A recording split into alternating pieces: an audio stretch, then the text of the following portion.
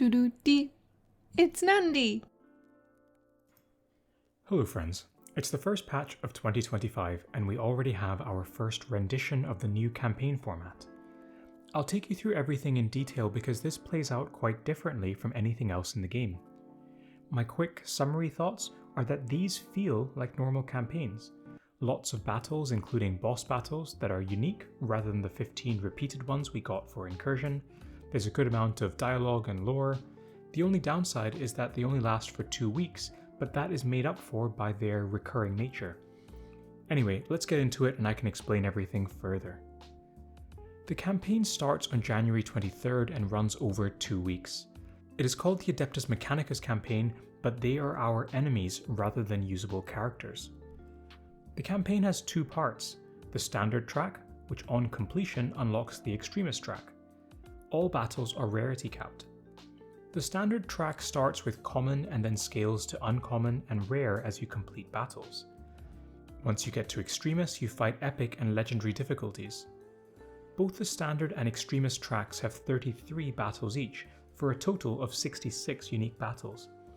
All battles, standard and Extremis, use 6 energy, the same energy that you would use to complete traditional campaigns. The battles themselves play out similarly to the standard campaigns. You get completion rewards as long as you don't lose any units, and there is a lightning bonus if you complete the battle within a specified number of turns. However, there's also a new addition called milestone rewards. You get bronze, silver, and gold milestone rewards depending on how many borrowed characters you use. What is a borrowed character? Well, let's take a look. Borrowed characters are a pretty generous way of letting players play the campaign and content even if they don't have the core campaign characters. There are 2 places you can select characters from. The top section here is your own roster of characters, capped to the rarity of the battle. If you don't own one of the core campaign characters, in this case Pestilin, Corrodius, or Maladus, you have the option of borrowing them. Each borrowed character is automatically scaled to the maximum rarity and abilities for the battle.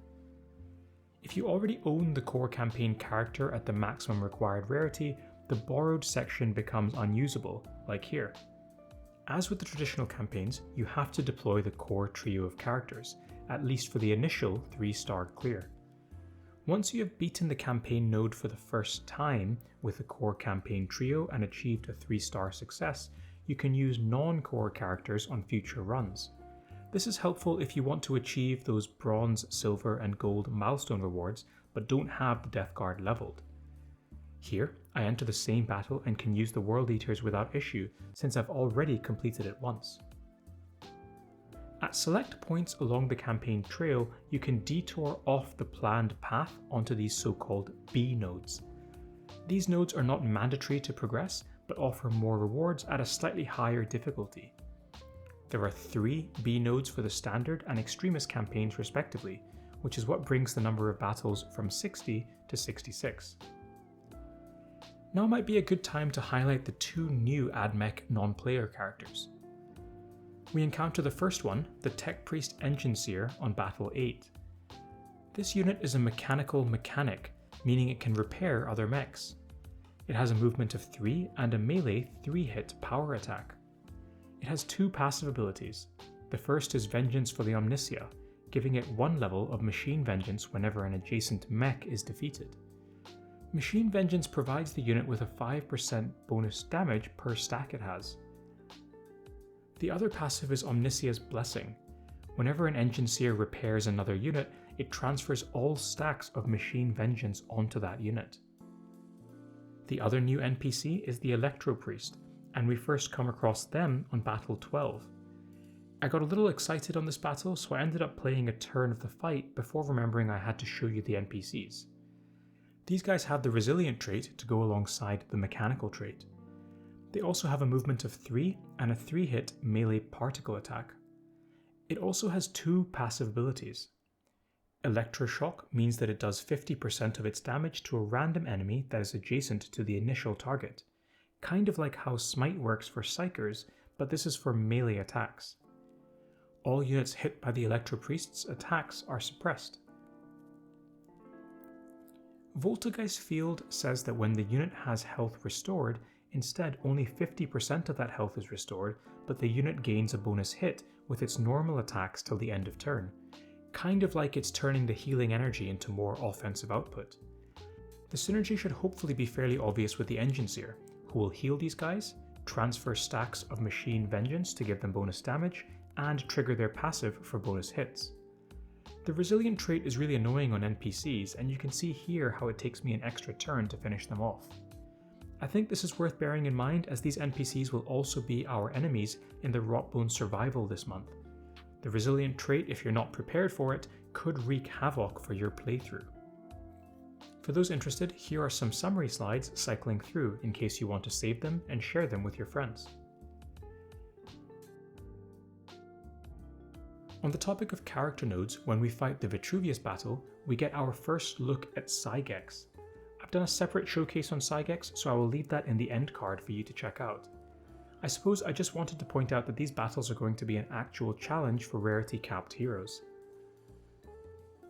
At the end of the standard track is a boss fight, Belisarius Cawl.